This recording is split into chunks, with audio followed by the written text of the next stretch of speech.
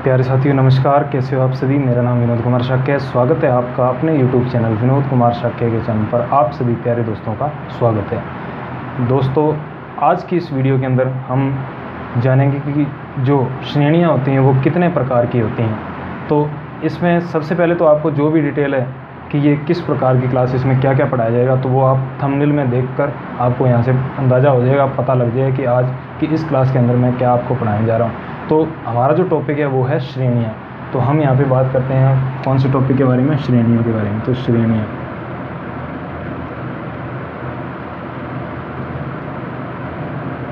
तो कुल मिलाकर देखो 3 प्रकार की श्रेणियाँ होती हैं।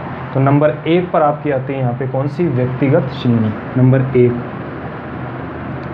अब देखो श्रेणियाँ सबसे पहले जानना क्यों आवश्यक है। तो जब भी हम क्या है, मीन, मोड, मीडियन, यानी कि जिसे क्या कहते हैं समांतर माध्य हो सकता है, और इसमें क्या हो सकता है, बहुलक हो सकता है, या मध्यिका, या जिसे माध्यक बोलते हैं। तो इन तीनों की गणना करने के लिए हमें क्या है, सबसे पहले श्रेणियों का पता होना चाहिए, यानी कि श्रेणियाँ कितनी होती हैं, किस प्रकार से वो, उनका सभी हमें क्या होनी चाहिए, जानकारी होनी ज़रूरी है। तो सबसे पहली बात है यहाँ पे श्रेणियाँ, यानी सीरीज में क्या आती है कि पहले यहाँ पे कौन सी श्रेणी आती है, व्यक्तिगत श्रेणी। तो यहाँ पे हम लिख सकते हैं व्यक्तिगत श्रेणी।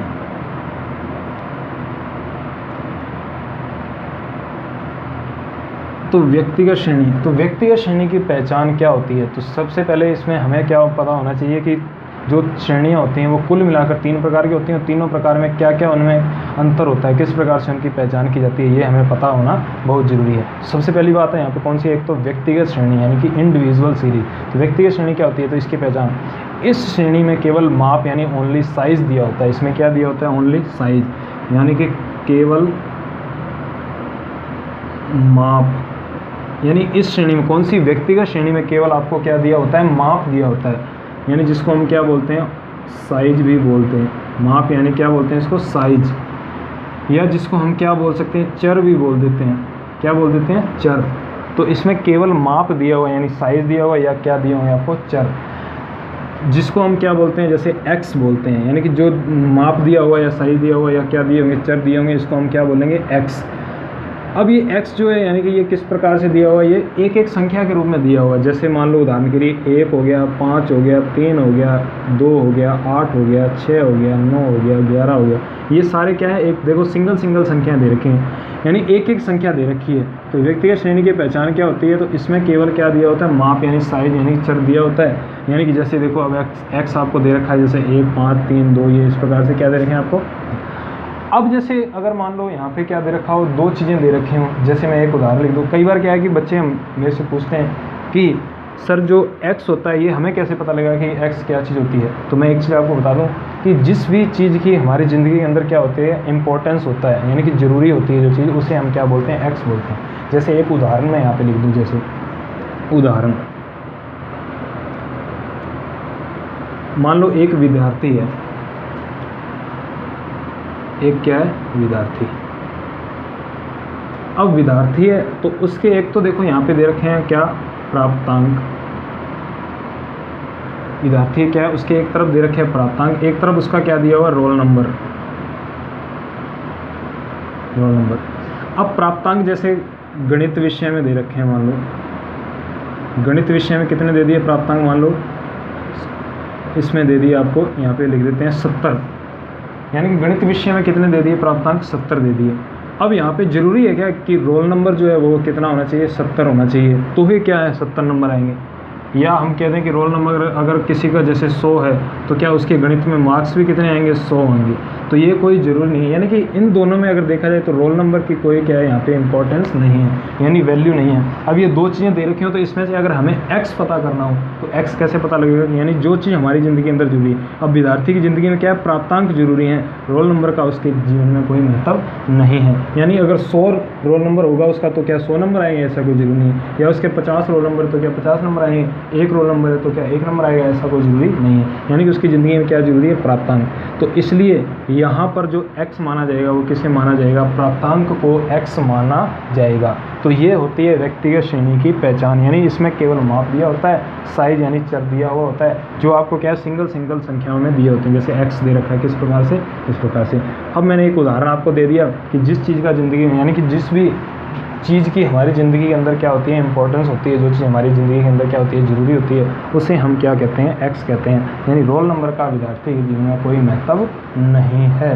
तो ये थी आपकी कौन सी श्रेणी, व्यक्तिगत श्रेणी। अब हम बात कर लेते हैं कौन सी दूसरी है यहाँ पर, खंडित श्रेणी। तो खंडित श्रेणी की यहाँ पे हम बात कर लेते हैं। 2 नंबर यहाँ पे कौन सी है, खंडित श्रेणी। नंबर 2 खंडित श्रेणी।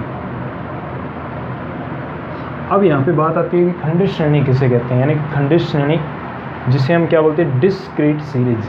तो खंडित श्रेणी में देखो क्या होता है, इस श्रेणी में माप यानी साइज व आवर्ती यानी फ्रीक्वेंसी जिसे हम बारंबारता भी बोलते हैं, ये दोनों क्या होती हैं, दी हुई होती हैं। यानी जो खंडित श्रेणी होगी इसकी पहचान क्या होगी, इसमें एक तो माप यानी कि जो मैंने आपको व्यक्तिगत श्रेणी में बताया था वही माप यानी कि जिसको साइज भी बोलते हैं, यानी कि चर भी बोलते हैं। एक तो ये यानी कि एक्स दिया हुआ होगा और साथ में आपको क्या दे रखा हुआ है यहाँ पे, आवर्ती जिसे हम क्या बोलते हैं, बारंबारता। बारंबारता यानी फ्रीक्वेंसी,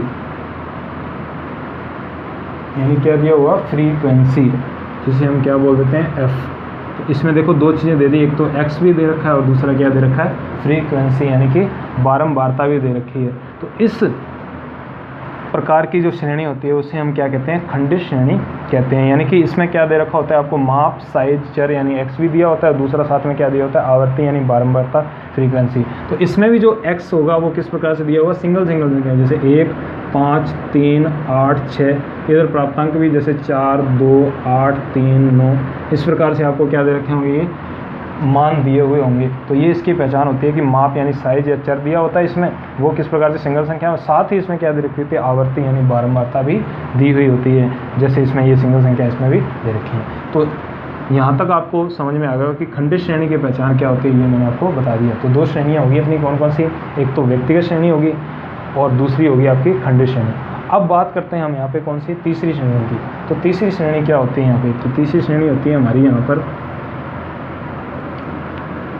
अखंडित श्रेणी।